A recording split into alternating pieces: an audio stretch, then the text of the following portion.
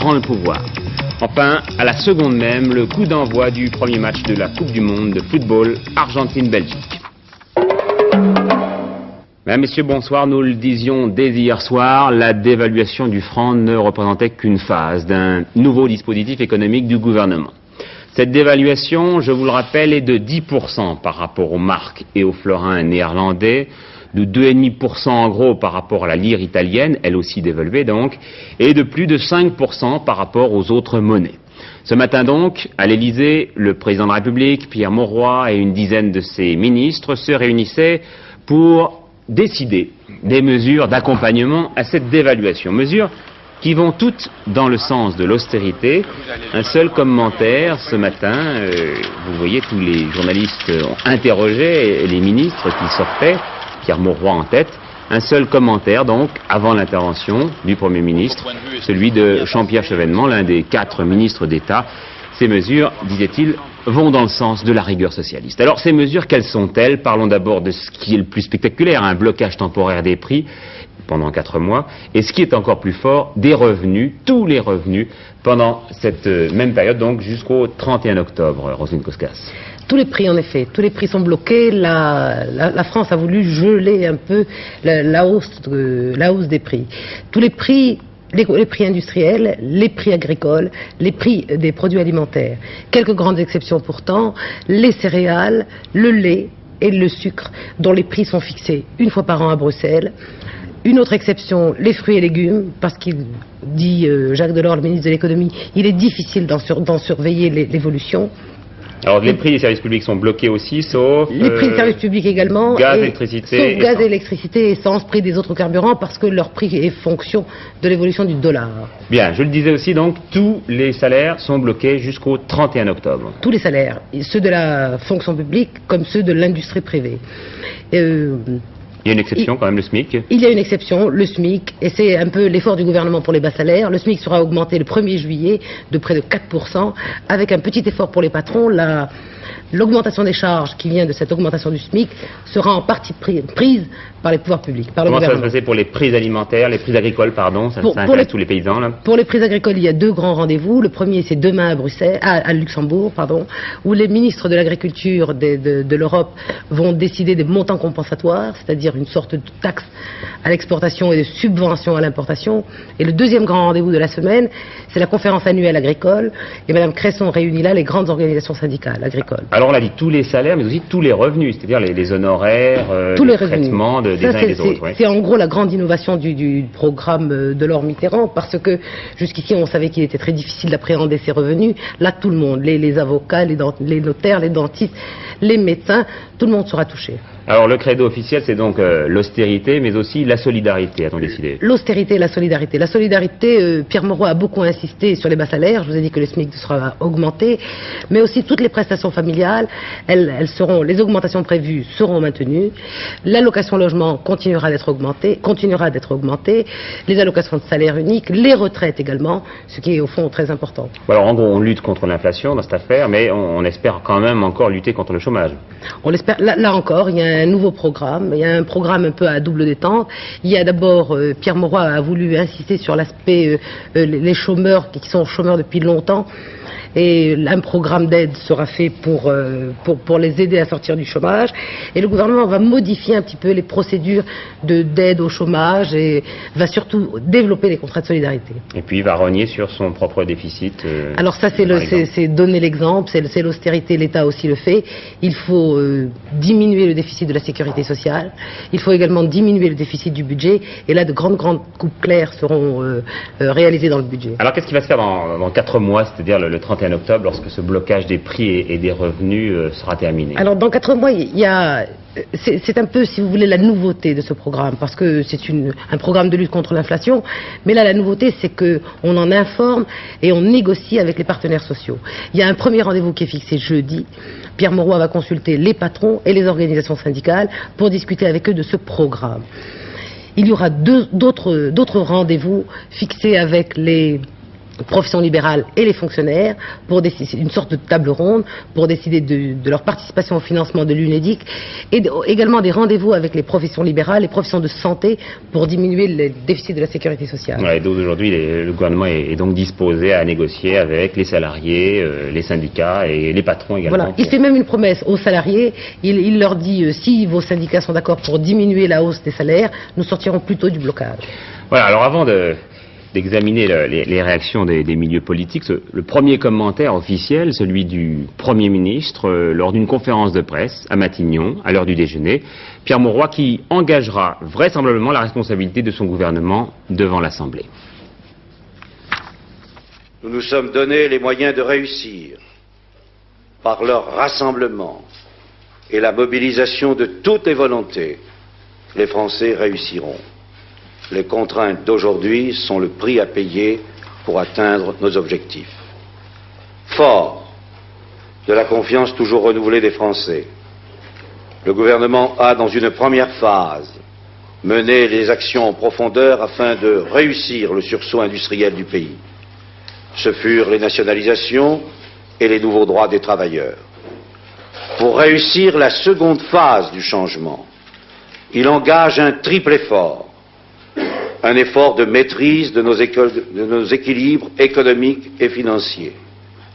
Un effort pour donner un dynamisme nouveau à notre industrie et pour développer nos technologies. Un effort de solidarité et de justice sociale. Car plus que jamais, le pays a besoin d'être uni et mobilisé. Et pour atteindre cet objectif, il convient de réduire les inégalités les plus criantes, et d'abord celles qui séparent les Français qui ont un emploi de ceux qui n'en ont pas.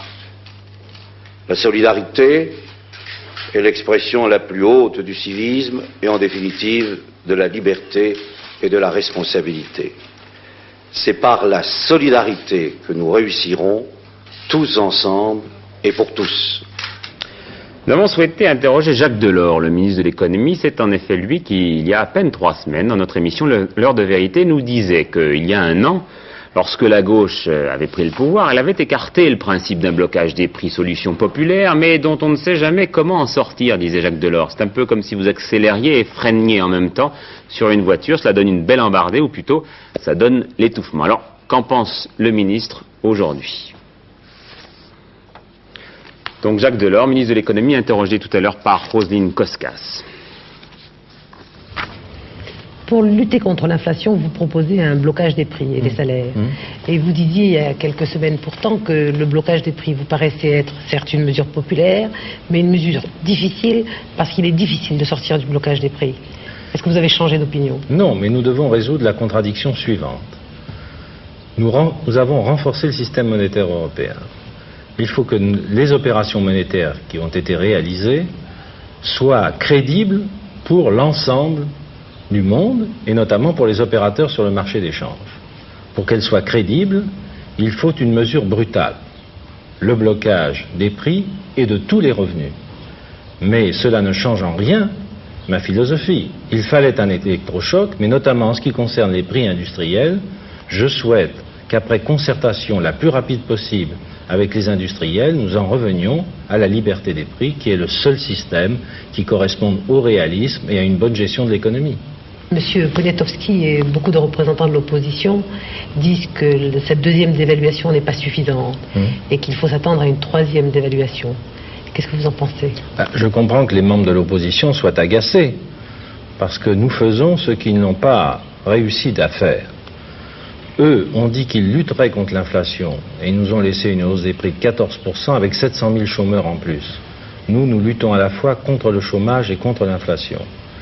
Le rythme de croissance du chômage se ralentit chaque mois alors qu'il augmente dans les autres pays. Et en ce qui concerne l'inflation, alors qu'ils nous ont légué 14, nous sommes déjà à 12,2 et nous allons plus vite pour être en cohérence avec le monde extérieur. Alors je comprends que notre réussite les exaspère.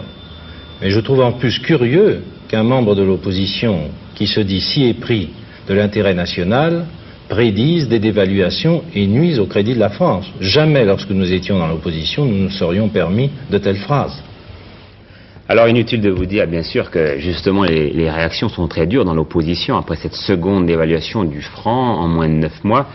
D'abord celle du RPR Bernard Pons. Cette dévaluation traduit l'incapacité flagrante du président de la République et de son gouvernement à conduire les affaires du pays. C'est la première fois de son histoire que le franc subit 2 dévaluations en un an. J'ai honte, ajoute Michel Debré, devant l'abaissement de la France. Je suis triste devant l'incohérence de la politique française et angoissé devant le maintien des causes intérieures de l'inflation. Et puis cette réaction de l'ancien président de la République, Valéry Giscard d'Estaing, cette dévaluation, a-t-il dit devant le congrès du Parti républicain, est attristante et choquante. Cette deuxième dévaluation du franc, nous l'accueillons avec tristesse pour ce qu'elle coûte aux Français et à la France. J'ajouterai un mot, quoiqu'à un tout autre niveau, sur les explications pitoyables qui sont données sur l'héritage par des hommes qui n'acceptent pas encore, après un an, de prendre en charge eux-mêmes les responsabilités que la France leur a confiées. Et pourquoi, lorsqu'on prend la décision de dévaluer, oublie-t-on tous ces arguments et revient-on chercher de loin un alibi honteux en arrière? Puis Valéry Giscard d'Estaing a fixé 2 conditions à l'alternance. Laisser d'abord les Français juger le système socialiste. Il faut laisser les Français juger. Et il faut qu'ils jugent l'expérience en vraie grandeur. Il faut qu'ils voient non pas ce que représentent les mots qui seront toujours là, les illusions qu'on essaiera de faire rebondir de moins en moins haut. Il faut qu'ils jugent la réalité quotidienne. Valéry Giscard d'Estaing a alors défini un autre système ainsi que le rôle qu'il voulait jouer. Il faut réconcilier le libéralisme et le rêve. Vous ne mobiliserez pas les Françaises et les Français autour d'un libéralisme plat, insensible ou calculateur. Je cherche à être utile. Et je crois qu'il y a une expérience, qu'il y a une réflexion, qu'il y a un amour de notre pays que nous pouvons apporter comme contribution à la grande interrogation qui sera celle des Français, jusqu'à ce qu'ils aient réussi enfin à faire ce que nous allons entreprendre, vous et moi, c'est-à-dire que d'un mal finisse par jaillir un bien pour la France. Dans la majorité, cette première réaction du PS par la voix de Paul Quillès, qui se félicite de ce que la décision qu'il qualifie de courageuse de dévaluer ait été accompagnée de mesures telles que le blocage des prix et des salaires pendant 4 mois. Roger Gérard Schwarzenberg, pour les radicaux de gauche, estime qu'il est indispensable d'aller résolument vers le rétablissement des grands équilibres et de serrer les écrous. Le PC, par la voix de Claude Popren, estime que la dévaluation était prévisible et qu'elle découle des incidences de la politique menée depuis 23 ans. La rigueur doit mettre un terme à la spéculation, mais ne doit pas être supportée par les bas et les moyens salaires, disent donc les communistes. Tonalité semblable dans les propos d'Henri Krasuki, qui ouvrait tout à l'heure à Lille, avec un discours fleuve, le 41e congrès de la CGT. Tout s'est passé aujourd'hui comme si le tournant économique qui s'amorce tombait à pic pour permettre à la CGT, par la voix d'Henri Krasuki, de tirer à sa façon la leçon de la crise et de rappeler sa stratégie au gouvernement. En réponse aux premières décisions, 2 points essentiels. Une acceptation limitée des sacrifices et puis l'exigence de contrepartie. D'abord, l'acceptation limitée de l'austérité. Oui, bien sûr, au blocage des prix, d'accord pour des économies à la sécurité sociale et à l'UNEDIC, mais sous certaines conditions. Quant au salaire, il faut tout de même une progression, ou du moins un maintien du pouvoir d'achat. Des contreparties aux éventuels sacrifices, Henri Krasuki a exigé des mesures contre les patrons qui gaspillent et contre ceux qui n'investissent pas en France. La question est de savoir à quoi et à qui cette rigueur s'applique. Qu'il s'agisse des économies, des prélèvements nécessaires ou du financement des investissements et des dépenses sociales. Nous pensons que la rigueur doit consister en une plus grande cohérence de l'action. Ce n'est pas aux victimes de la politique d'hier mais à ces profiteurs qu'elle doit s'appliquer, à ceux qui en ont les moyens. Mais avant tout, ce sont des contreparties dans le domaine du droit des travailleurs dans l'entreprise, des libertés, de l'intervention dans la gestion, de la démocratie économique qu'il a demandé. Bref, peut-être moins d'argent, mais plus de pouvoir. Ce sera certainement le sens des actions de la CGT dans les mois à venir. La lutte syndicale est un élément constitutif de la démocratie, avec tous les droits que cela comporte. Les travailleurs n'ont à renoncer à aucun, que ce soit la grève ou la pétition, la manifestation ou toute autre initiative. À nous de trouver avec eux ce qui convient le mieux à tout moment.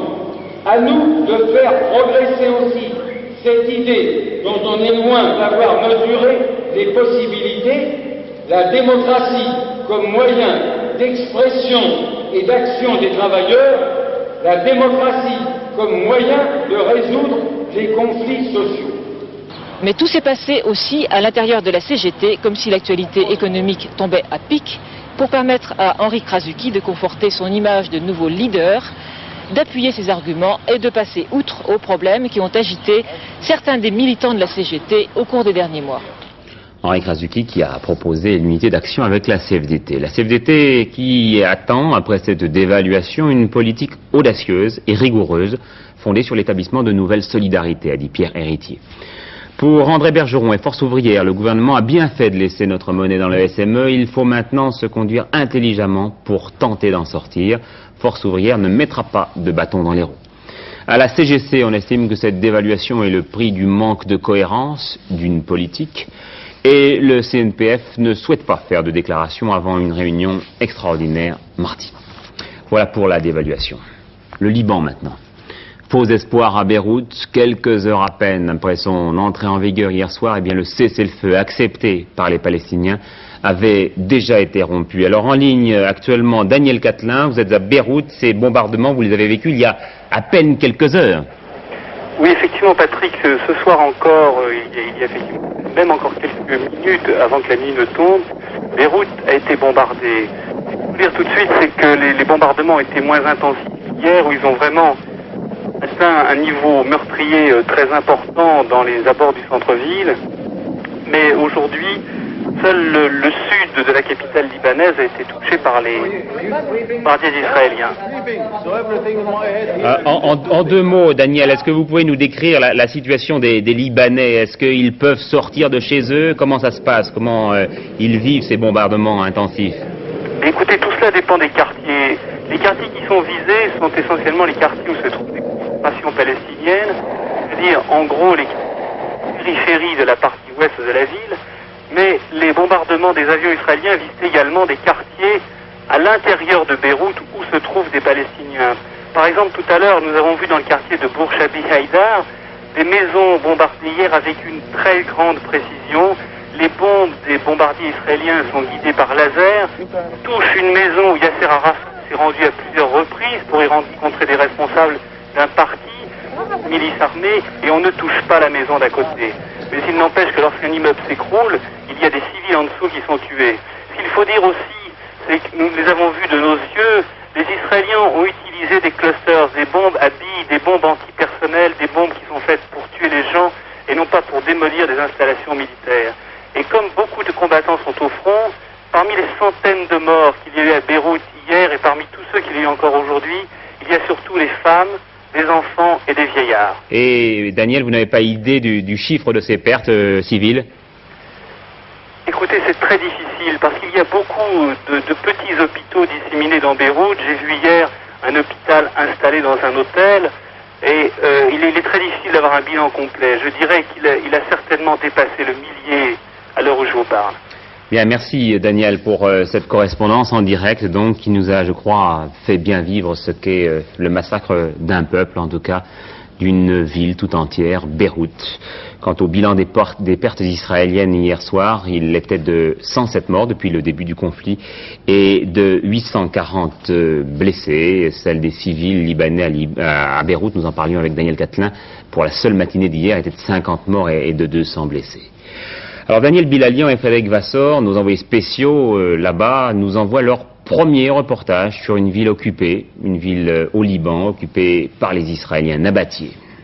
On traverse la rue principale, la vie reprend à Nabatieh, 5500 habitants dans la montagne, à 12 km de Saïda. La ville a été prise mardi soir, après 48 heures de bombardement. Les Palestiniens de l'OLP ont décroché, sans attendre, l'entrée des soldats israéliens qui font maintenant l'apprentissage de l'occupation. Comment cela se passe-t-il? Est-ce que les Palestiniens sont réapparus? Est-ce que vous avez la situation bien en main maintenant? Presque bien en main, pas tout à fait évidemment, mais c'est calme. Ça veut dire maintenant, je pense qu'ils sont encore, ils savent pas comment accepter les Israéliens encore. C'est la première fois qu'ils voient des Israéliens. Il faut dire que pour l'instant, ces Israéliens, les habitants de Nabatieh les voient surtout passer et repasser armés jusqu'aux dents, continuant la pacification du pays. Un général est tombé non loin d'ici, dans une embuscade.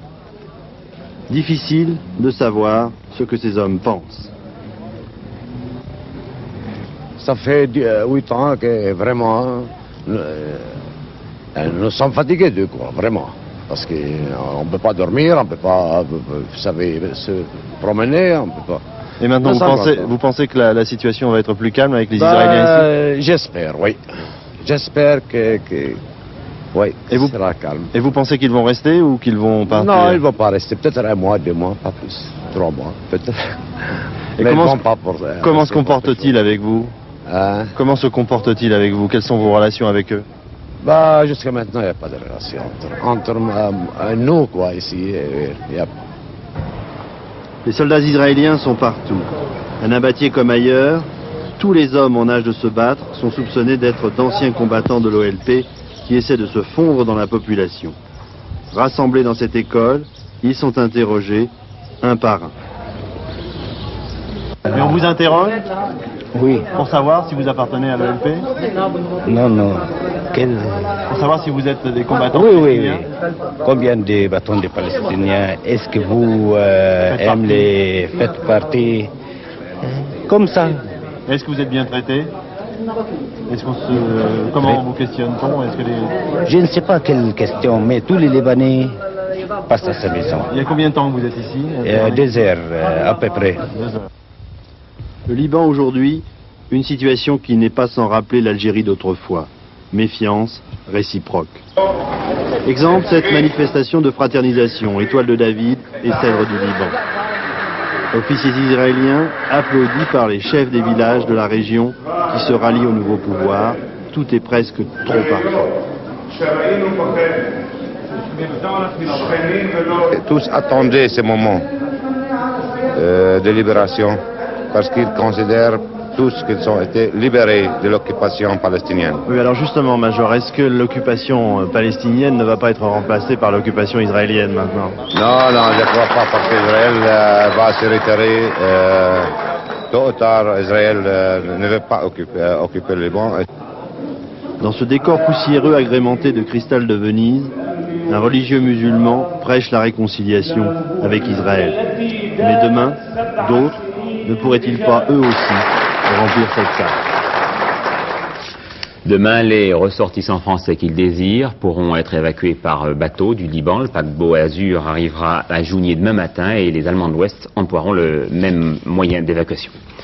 Pour en finir maintenant avec ce dossier, l'avis du représentant de l'OLP à Paris, Ibrahim Sousse, sur l'état d'esprit dans lequel les Palestiniens ont accepté donc ce cessez-le-feu.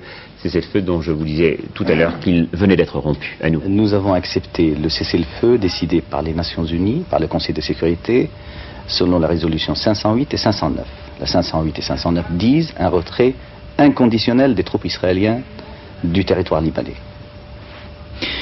Les Israéliens affirment que votre potentiel militaire a été en grande partie détruit. Les Israéliens n'ont rien compris à la guerre du Vietnam. Ils n'ont rien compris à la guerre de guérilla. Nous faisons contre une guerre d'opposition avec une énorme armée, une machine de guerre qu'ils ont, une guerre de guérilla. Nos forces se sont repliées quand cette énorme machine de guerre a avancé et l'état-major ainsi que les combattants palestiniens, en grande partie, ils sont restés intacts. Donc votre potentiel militaire est toujours aussi important. Donc ils n'ont pas atteint leur objectif, c'est d'écraser la résistance palestinienne. Beyrouth a été bombardée avec beaucoup de violence, beaucoup de civils ont été tués, mais les Israéliens affirment que c'était uniquement pour atteindre un seul objectif, l'état-major palestinien. Ils se sont rendus compte au deuxième jour qu'ils ne pouvaient pas atteindre l'état-major palestinien. Mais de ce fait, ils ont détruit la ville de Saïda, la ville de Tyr, la ville de Nabatiyeh, la ville de Damour, une partie de Beyrouth. C'est un massacre, c'est un génocide. Et je m'adresse là à la conscience de chaque téléspectateur qui a vu ces images horribles de cette destruction. Il faut qu'il dise à l'État d'Israël, halte à ce massacre. Le pape s'est engagé à se rendre au Liban, s'il le fallait, si les conditions le permettaient, pour être utile à la paix dans le monde. Le pape qui, dès mardi, sera à Genève, devant le Bureau international du travail. Jean-Paul II revenait tout juste d'Argentine, ce matin à l'aube. En Argentine, où on ne sait pas grand-chose sur l'attaque surprise des Britanniques vers Port Stanley, il semble que ces derniers aient progressé de 8 km avec des pertes légères. Autre élément possible de déstabilisation dans le monde depuis ce matin, mais avec des risques réduits, la mort du roi Khaled d'Arabie Saoudite. Moins de 7 heures après son décès, il était enterré à Riyad, la capitale, et remplacé sur le trône par son demi-frère, le prince Fahd, désormais donc le roi Fahd. Patricia Coste. La dépouille du roi, probablement le plus riche du monde, est arrivée en jet cet après-midi dans la capitale royale d'Arabie Saoudite. Le roi est mort ce matin à l'autre bout du pays, dans son palais d'été. Il doit être inhumé le jour même, selon la loi islamique. Le brancard est descendu à bout de bras de la passerelle du jet. Funérailles à l'image de ce roi, qui malgré ses pétrodollars était resté austère, dont on a dit qu'il préférait la chasse aux faucons et la vie du désert à l'exercice du pouvoir. Le corps du souverain est enveloppé d'une simple étoffe posée sur un tapis. Le roi Khaled, en tout cas, a réussi à consolider sa dynastie au pouvoir depuis un quart de siècle. Une tâche peu aisée, on compte plus de 2000 princes dans la famille royale. Le roi Khaled a en fait maintenu l'équilibre entre deux clans dont les deux représentants prennent sa succession. Le chef du clan traditionnel, le prince Abdallah, devient le deuxième personnage de l'État. Le premier personnage, aujourd'hui roi d'Arabie Saoudite, c'est le prince Fahd. Son clan est considéré comme plus progressiste. Le prince Fahd, en fait, exerçait déjà la réalité du pouvoir auprès d'un roi de santé fragile. Il est ouvert à l'Occident tout en ayant assuré un incontestable pouvoir moral sur le monde arabe, un rôle modérateur. C'est lui qui avait proposé le fameux plan Fahd pour régler le problème israélo-palestinien repoussé par les durs du monde arabe. Espagne, Santiago Scario, qui avait présenté mercredi sa démission du poste de secrétaire général du PC, revient sur sa décision. Ses deux principaux détracteurs ont, eux, démissionné et lui-même a donc repris ses fonctions. Pologne, enfin, c'était aujourd'hui la commémoration du 6e mois de la proclamation de l'état de guerre, et oui, 6 mois déjà. 2 manifestations aujourd'hui à Paris, plutôt modestes, devant l'ambassade de Pologne. Des manifestations également, et là les conséquences en sont autrement plus graves. Aujourd'hui, à Gdansk et à Wrocław, l'agence officielle polonaise parle de groupes d'irresponsables, visiblement excités par les extrémistes de solidarité. Une visite de Jean-Paul II en Pologne, vient de dire l'agence officielle également, dépend des progrès de la normalisation. Et puis, cette information très triste aussi, le cascadeur Frank Valverde, qui était en train de donner une exhibition à Marseille pour venir précisément en aide au peuple polonais, a été tué dans sa voiture au cours de cette exhibition sur le vieux port de Marseille. 2 attentats à l'explosif ce matin à l'aube contre des cafés israélites à Paris, dans le 4e arrondissement. Dégâts relativement peu importants, un blessé léger. Ces actions n'ont pas été revendiquées. Les sports maintenant, avec bien évidemment tout d'abord l'ouverture du mondial, le championnat du monde de football en Espagne. Nous ne faisons pas beaucoup d'illusions, les fous du foot seront sur l'autre chaîne en ce moment pour Argentine-Belgique qui a commencé il y a 25 minutes, mais pour tous les autres, un résumé de cette grandiose cérémonie d'ouverture.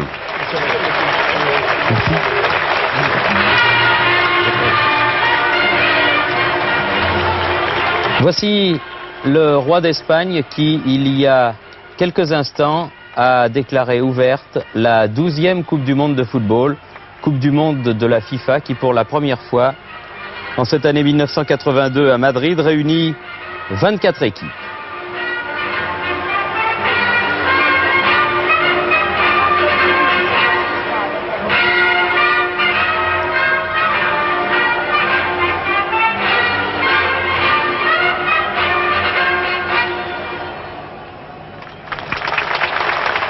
Une cérémonie d'ouverture parfaitement réussie, où chacune des 24 équipes finalistes a été représentée par son folklore et par un groupe imposant de danseurs et de danseuses. Voilà, Henri Bodiguel, depuis 8 heures, donc depuis 25 minutes, 30 minutes même, suit pour nous le premier match Argentine-Belgique. Alors où en sommes-nous au score, Henri? Eh bien, à droite, l'Argentine en bleu et blanc, et puis à gauche, la Belgique en rouge. Et pour l'instant, la tradition qui veut que les matchs d'ouverture du mondial se terminent par des scores nuls, cette tradition, elle est pour l'instant respectée, puisque ni l'Argentine ni la Belgique n'ont encore marqué. Ce match d'ouverture ne manque pourtant pas d'intérêt. D'un côté, bien sûr, il y a l'Argentine, elle est championne du monde sortante, et c'est pour cette raison précisément qu'elle dispute le premier match du tournoi. De l'autre, la Belgique, elle est moins titrée, c'est certain, mais néanmoins, elle est vice-championne d'Europe. Enfin, et à défaut de but, du moins pour l'instant, on ne manquera pas du côté argentin de s'intéresser au numéro 10, puisque s'il s'agit de Maradona, c'est la perle du football sud-américain, celui dont on dit qu'il est peut-être le meilleur footballeur du monde, probablement en tout cas le plus cher. En attendant, et après plus de 25 minutes de jeu, toujours 0-0 entre l'Argentine en bleu et blanc et la Belgique en rouge. Voilà, et on n'a pas eu la chance d'un penalty en direct. Et puis il y a quelques minutes également le départ du Grand Prix automobile du Canada sur un circuit rebaptisé Gilles Villeneuve en mémoire du pilote québécois disparu il y a un mois à Zolder en Belgique. Hippisme, c'est l'Allemand de l'Ouest Kof qui a été sacré à Dublin champion du monde de saut d'obstacles. Le Français Michel Robert est 3e. Et puis dans le prix de Diane, il fallait jouer le 2, l'As et le 5, une combinaison donnée, mais pas dans l'ordre, hier soir par Pierre Brest qui nous résume la course d'aujourd'hui. Les 14 pouliches du prix de Diane Hermès sont à la sortie du dernier tournant. Le terrain est extrêmement lourd, dangereux. En tête, all along à l'extérieur. La favorite River Lady en 4e position à la corde. Regardez, c'est la casaque verte, toque blanche, qui était restée dans le sillage de son leader. Lance à pointe de vitesse et vous allez l'apercevoir. Elle semble mettre le pied dans un trou. Ralentit brusquement. Son jockey Lester Pigot l'arrête. River Lady est victime d'une fracture du fémur. Malheureusement, elle sera sans doute abattue. Harbour, casaque rouge, toque rouge, lance son attaque, suivi de Paradise. Akihida, qui a été gêné par l'accident, et Vidor. La lutte est sévère, mais Harbour, souveraine en terrain lourd, gagne. C'est une victoire familiale, puisqu'Harbour est monté par Freddy Head et entraîné par Christine Head. 2e Akihida, 3e Paradise. 2 As 5, un petit tiercé qui rapporte dans l'ordre pour 5 francs, 655 francs, et dans un ordre différent, toujours pour 5 francs, 131 francs. Le gala de Perce-Neige, la fondation pour les enfants handicapés créée par Lino Ventura, eh bien, c'est demain soir au Casino de Paris. Perce-Neige qui bénéficie en ce moment des droits de vente du disque posthume enregistré par Georges Brassens. Avec Alain Gillot-Pétret maintenant, la météo pour demain. Rebelote pour la pluie, elle ne nous arrive pas de l'ouest, elle nous arrive du sud-ouest pour demain, mais remarquez que le résultat elle-même, c'est toujours de la pluie. On va quand même commencer par l'Est. En effet, demain matin et une partie de l'après-midi, il y aura des pluies résiduelles sur l'Est du pays, des Vosges au Jura, aux Alpes et à la Corse. On pourra même trouver de la neige à partir de 1800 mètres sur le nord des Alpes. Et oui, sur l'intérieur du pays, du nord au Cotentin, au centre, massif central et à la Méditerranée, le ciel sera plus dégagé, il y aura davantage d'éclaircies, surtout sur la Méditerranée, grâce à un léger Mistral, une petite tramontane aussi. Et puis évidemment, sur l'ouest, je vous le disais, par le sud-ouest, de la Bretagne à l'Aquitaine et ensuite au Roussillon, de gros nuages avec de la pluie. Les températures pour demain, prévues par la Météo nationale, eh bien, sont toujours stationnaires de 17 à 18 degrés en moyenne, 22 simplement au sud, des températures vraiment très en dessous des normes. Ça remontera peut-être, je l'espère, ça remontera sûrement. Demain, lundi 14 juin, 1 minute de soleil en plus, levé 5h48, couché 21h53. C'est également le dernier quartier de lune et c'est la Sainte-Élysée. Alors bon. À 23h15, Hervé Claude nous rappellera les grands titres de l'actualité. Je vous les résume. Après la dévaluation de la nuit dernière, les mesures d'austérité décidées ce matin à l'Elysée, blocage pour 4 mois des prix et de tous les revenus. Au Liban, le cessez-le-feu déjà rompu, reprise des raids aériens et des tirs d'artillerie israéliens sur Beyrouth. Daniel Catlin nous parlait dans sa correspondance de bombes à billes qui frappaient la population civile. La mort du roi Khaled d'Arabie Saoudite, ce matin, il a déjà été enterré. Son demi-frère, le roi Fahd, désormais donc, prend le pouvoir. Enfin, il y a une demi-heure, le coup d'envoi du premier match de la Coupe du Monde de football Argentine-Belgique, toujours 0-0. Bonsoir à tous, j'aurai le plaisir de vous retrouver encore demain, si vous le voulez bien. Et à 23h15, donc, Hervé Claude. Bonsoir.